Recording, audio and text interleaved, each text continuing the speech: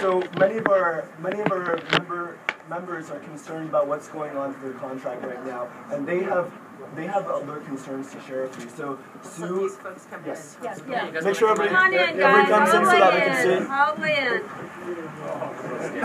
That's fine. I'm not turning my back to you. Okay. Go ahead. Oh, so this is Sue Guest. What does that mean?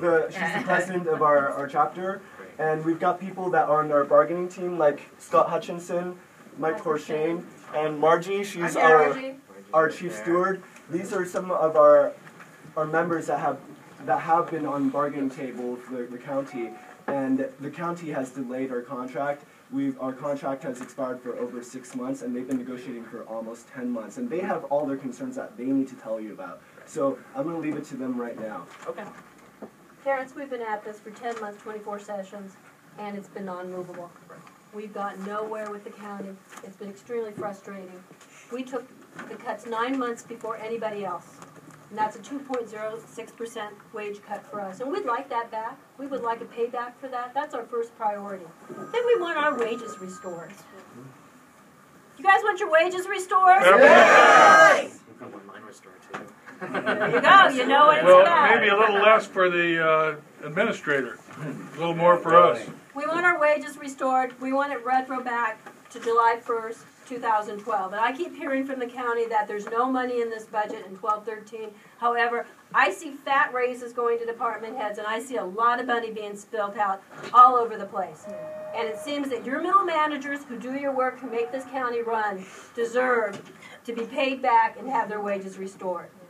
That's our second priority. Our third priority is health care. Every time we get a health care increase like this year, it's a 2% wage cut. How many of you felt that on your January 10th check? Yeah. Ooh. Like getting a 2% wage cut. And we want fair and equitable health insurance. Pretty soon we're going to be coming here and paying you to work for the county. That's crazy. That's insanity. And we need fairness, and we need equitable health care. Then there's many of us in here who are supervisors, and we're making less than the people we supervise. How nuts is that? That's crazy. For people to go into my position, guess what? It's not even a promotion anymore. It's a lateral transfer.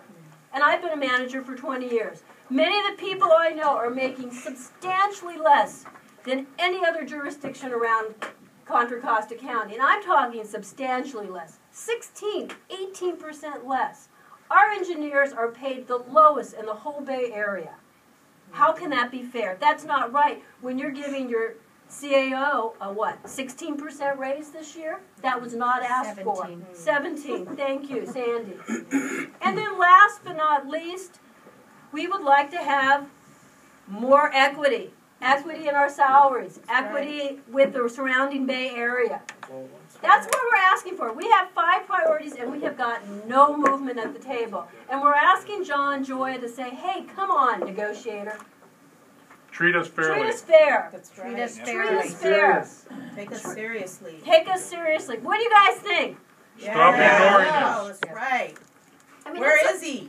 Where is he? He should Where be is here. John? He knew we were coming, and he just He did. bailed. Send some person working for him. Terry, with all the respect, I know you for a long time. You're a fine gentleman, but John should be here. And it's a shame that he's not. Juan and I have history, so. Little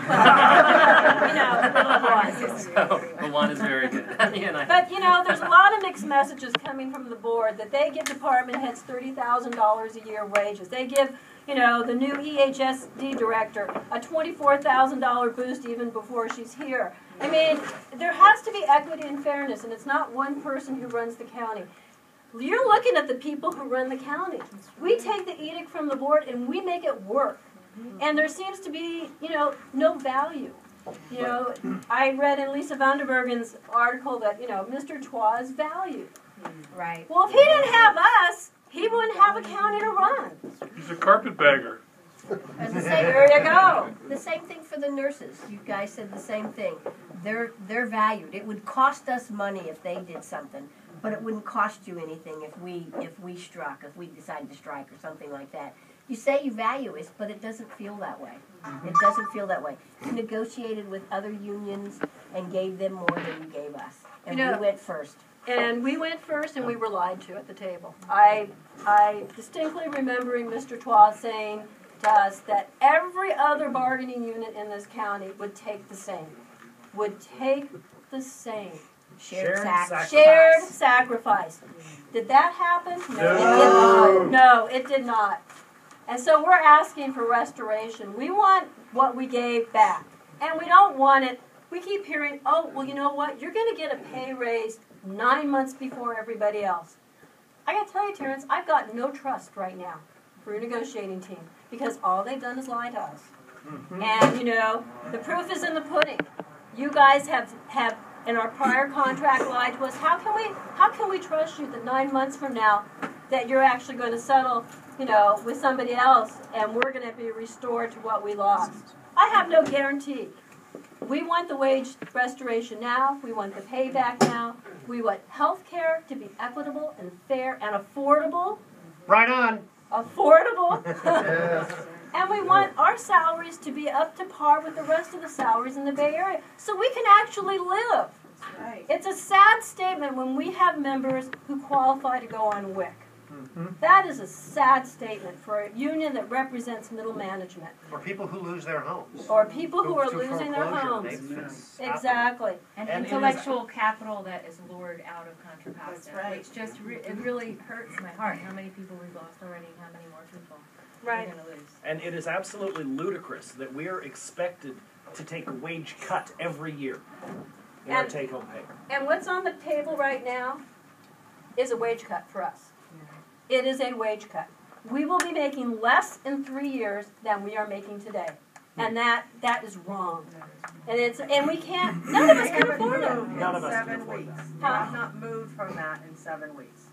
They've stayed with that same proposal For 7 for weeks. 7 weeks. So, Margie, can you tell them what you do So for the I'm county? Margie Valdez, and I supervise the county materials and testing lab. Hi. So, She tests your concrete. and asphalt. There you go. And we make sure that the roads and the flood control channels are made out of the material that the engineers spec and that they're made to quality so that they last for a long time. So that even if they're designed to last 20 years, they last 40 years because nobody has the money to rebuild the roads in 20 years. That's what I do. I think I'm valuable. And oftentimes now, as time goes on, the work is done at night and on weekends to avoid causing distress to the traveling public. I don't get any more money for that. I'm expected to work day and night. I am the sole supervisor in that building. I have people that work 24 hours a day, 7 days a week. That's not fair. You don't require that of anybody else. That's not fair. And Margie's not a sole person. We have so many members who are doing 24/7 type jobs, that they don't get compensated for. And yet you have, in this county, 14 unrepresented management that got $750,000 in